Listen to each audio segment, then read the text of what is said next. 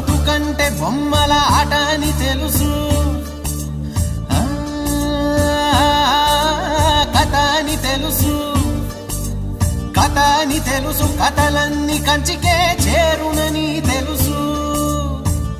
తెలుసు తెర తొలుగుతుందని, తెలుసు తెల్లారుతుందని, తెలుసు ఈ కట్టె పుట్టుకుమంటదని, తెలుసు ఈ మట్టి మట్టిలో కలిసిపోతదని, ఎన్ని తెలిసి ఇరకాటంలో పడిపోతావు ఎందుకని మాయా